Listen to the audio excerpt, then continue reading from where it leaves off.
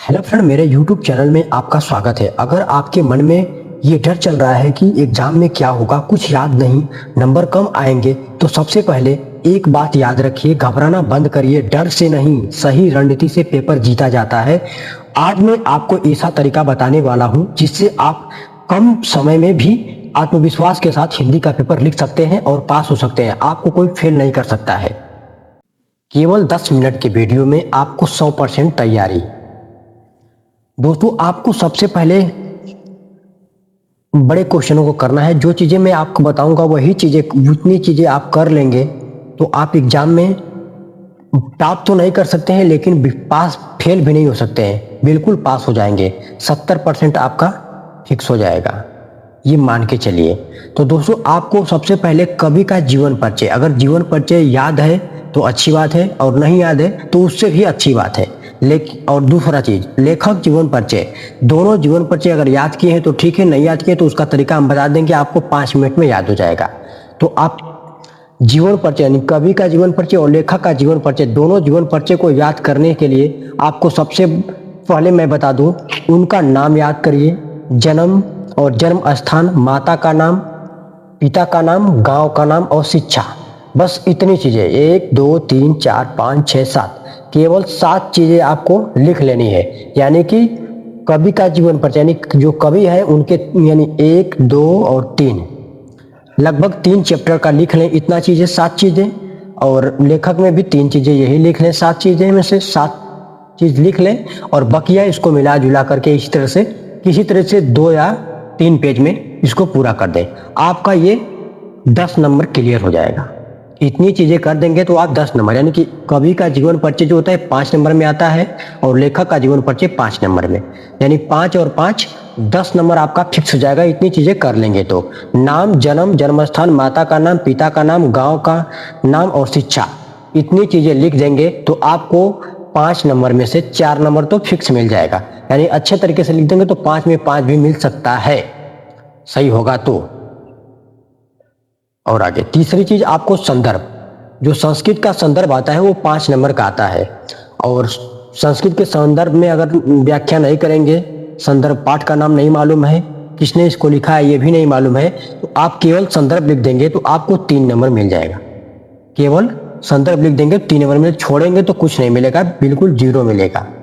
तो इससे पहले मैं आपको बता दूं कि छोड़ना कुछ भी नहीं है, आपको एग्जाम में हर सब कुछ लिखकर आना है, जो कुछ भी आए उसको जरूर लिखें। तो संस्कृत का संदर्भ, इसको आप 2 लाइन का होता है, इसको आप अगर 1 घंटे पहले भी लिख लेते हैं, 2 लाइन का लिख करके उसको याद कर लेंगे, केवल संदर्भ लिख देंगे तो आपको 3 नंबर मिल जाएगा। तो यहाँ से ये चीजें कर ले। आगे चौथा चीज, हिंदी का संदर्भ, हिंदी में भी संदर्भ आता है और व्याख्या करने के लिए आता है। तो हिंदी में व्याख्या के लिए थोड़ा बहुत उसको मिला करके उसी को भी लिख देंगे जो दिया होता है, तो भी हो जाएगा। और हिंदी का संदर्भ यानी कि उसका पाठ का नाम और रचयिता लेखक का नाम नहीं मालूम है, उसके बाद भी आप संदर्भ, केवल संदर्भ लिख देंगे तो आपको 5 में से 3 मिल जाएगा, 3 नंबर मिल जाएगा। और पूरा कर देंगे तो टोटल 5 में 5 मिलेंगे। यानी कि आपको पेपर में कुछ भी छोड़ करके नहीं आना है। मुक्ति दूत, मुक्ति दूत को आपको मतलब महात्मा गांधी पर लिखा जाता है हम लोग के यहाँ, तो क्लास 10th का हो या 12th का, यानी कि ये चीजें जो बता रहा हूँ ये सबको बता रहा हूँ, लेकिन ये जो ये पेपर के हिसाब से मैं बनाया हूँ ये 10th के लिए बनाया हूँ, लेकिन आप 12th में भी इस नियम को अप्लाई कर सकते हैं। कुछ नहीं आए मुक्ति दूत में, कुछ महात्मा गांधी के बारे में जो कुछ भी 2-4 लाइन 5 लाइन जानते हैं उसको लिख दीजिए, आपको 3 में से 2 नंबर जरूर मिलेंगे। आप इससे पास हो जाएंगे, फेल तो नहीं होंगे, बिल्कुल नहीं होंगे। साल भर भी नहीं पढ़े हैं उसके बाद भी पास हो जाएंगे। और 6वां नंबर पद्यांश, यानी कि पद्यांश आता है, उसमें आपको ये 6 नंबर का होता है। आपको कुछ नहीं आता है उसमें, उसको पढ़िए, पढ़ने के बाद जो कुछ भी होता है उसको थोड़ा बहुत मिला जुला करके इधर उधर करके लिख देंगे, उसी शब्द को दोबारा भी लिख देंगे। जैसे मतलब 3 लाइन का दिया है तो उसको आप कुछ जोड़ करके और इधर उधर करके उसको, जो 3 लाइन का दिया है उसको कम से कम 1 पेज में कर देंगे तो आपको 6 में से 4 नंबर फिक्स हो जाएगा। यानी कि पेपर में आपको कुछ भी छोड़ना नहीं है, छोड़ करके आएंगे तो आपका पूरा टोटल में 6 में 6 0 मिल जाएगा। अगर कुछ भी करेंगे तो आपको 2 नंबर, 3 नंबर, 4 नंबर, यानी कुछ भी मिल सकता है, 6 में 6 भी मिल सकता है अगर थोड़ा बहुत सही हो गया तो। अब आगे सातवां नंबर पे गद्यांश। गद्यांश भी 6 नंबर का आता है और ठीक उसी प्रकार जैसे पद्यांश में बताया हूँ, उसको जो कुछ भी हिंदी में लिखा रहेगा आपको उसको सबसे पहले पढ़ना है। जो 3 क्वेश्चन दिया होता है उसमें, तो एक क्वेश्चन 2 नंबर का होता है।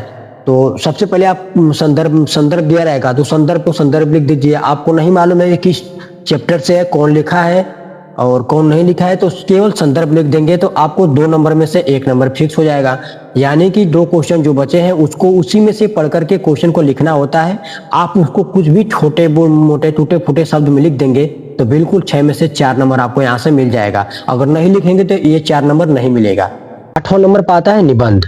और निबंध जो होता है आ जाएगा, किसी शब्द पर आ जाए तो आपको सबसे पहले निबंध में उसको हेडिंग डाल करके बेहतर तरीके से, मतलब निबंध जो होता है जिस चीज का लिखना होगा उसको लिख करके बिल्कुल शानदार तरीके से उसमें 2-4 हेडिंग डाल देना।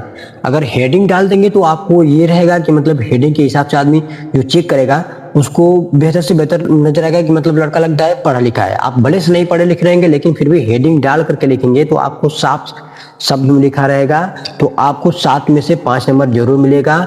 ये कुछ मान के चलिए, और नहीं लिखेंगे तो 0 मिलेगा। यानी कि कुछ भी पेपर में लिखना है, मेरे से कहने का मतलब है 100% तैयारी का मतलब है कि आप कुछ पढ़े रहें या ना पढ़े रहें, लेकिन हिंदी का पेपर है तो 100% हिंदी लिखें। दूसरा कोई विषय सब्जेक्ट लिखेंगे तो आपको नंबर 0 मिलेगा। ये आप फिक्स मान के चलिएगा। तो निबंध में आप कुछ भी नहीं आए उसी के बारे में थोड़ा बहुत तो जानते ही रहेंगे, कितना भी नहीं पढ़े रहेंगे उसके बाद भी कुछ भी हेडिंग उसको डालिए, लेकिन कुछ दूसरा कुछ ही लिख दीजिए, लेकिन लिखिए। और जो पत्र होता है ये 4 नंबर का होता है। तो पत्र जो आता है मतलब कि प्रिंसिपल पर भी आ जाता है कभी कभी, या पुलिस अधीक्षक को मतलब देना होता है पत्र, उस पर आता है। किसी शिकायत को दर्ज करना होता है किसी सरकारी कार्यालयों में तो उस पर आता है पत्र। तो पत्र को सीधा इस तरीके से लिख लीजिए और पत्र को लिखने के बाद आपको जिस चीज पर दिया रहेगा उसी को उसमें जोड़ देंगे थोड़ा बहुत, और आपका 4 में 4 फिक्स हो जाएगा, क्योंकि पत्र में नंबर कटता नहीं है, 4 में 4 फुल दिया जाता है। तो जिस प्रकार से मैं आपको बताया हूं उसके हिसाब से आप करेंगे तो आप 70% हिंदी में मार्क्स कर सकते हैं। और मैंने किया हूं खुद, एक दिन में मैं पढ़कर गया था, हमने 85 नंबर लेकर आए थे हिंदी में 10th में। और यही रूल मैं 12th में भी अप्लाई किया था तो वहां पर हमें 75 मार्क्स मिले थे, और केवल एक दिन। और इसी तरीके से जो मैं बताया हूँ तरीका, यही तरीके से पढ़ने के लिए बताया था।